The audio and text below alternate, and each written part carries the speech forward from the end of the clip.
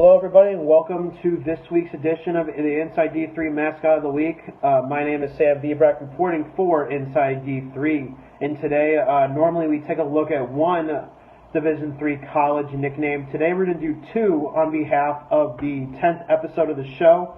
We want to thank everyone for tuning in every week.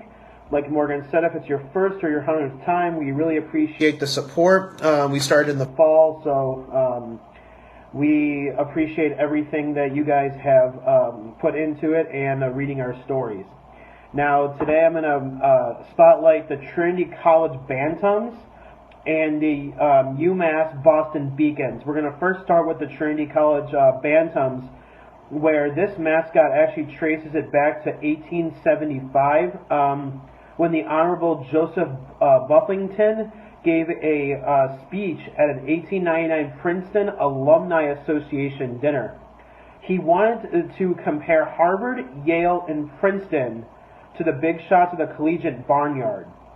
So he described Trinity as an unfazed rooster. And that's kind of how it came to be about. A bantam is usually a fighting rooster. And now, since then, the Trinity College students have been named the Bantam, and it still stands today. Now, they do represent their mascot as a fighting rooster with a cartoon bantam with a T on their like jerseys and stuff. So now I'm going to transition to the UMass Boston Beacons. Now, this one's a very interesting history, and actually dates back to the Revolutionary War, where the two lanterns by sea and one by land. But the beacon has to do with the lighthouse in light. So let's take a look at their history. So Paul Finnegan, one of the first administrators of athletics at the University of Massachusetts at Boston, recognized the symbolic importance of the beacon. In fact, he established the first intramural and recreational athletics for UMass Boston students.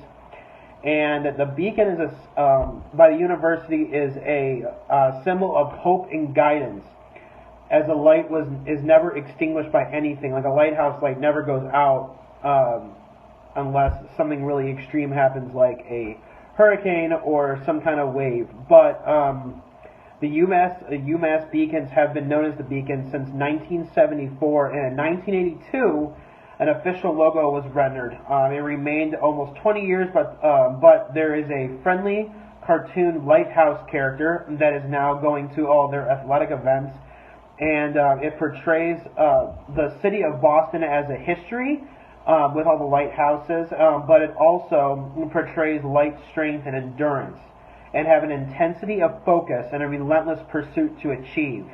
They see the beacon as more of a good luck charm, and that's how they portray it as well. And there's also a really famous hill in the city of Boston called Beacon Hill, and it's one of the most historic and elegant neighborhoods in the city, and it's the essence of Old Boston. So to review, the Trinity College Bantams comes from a guy named Joseph Bluffton, which compared Harvard, Yale, and Princeton to Trinity College as a proud, unfazed rooster, while the UMass Boston Beacons comes from the 1880s, and the Revolutionary War, having Boston being like a huge beacon of light for ships during the colonial days, and it also symbolizes the hope and guidance. Tune in next week as we spotlight another D3 college mascot. I'm going to stay on the East Coast, and next week I'm going to talk about the Tufts Jumbos. Thank you for tuning in, and this is Sam Vibrak for Inside D3.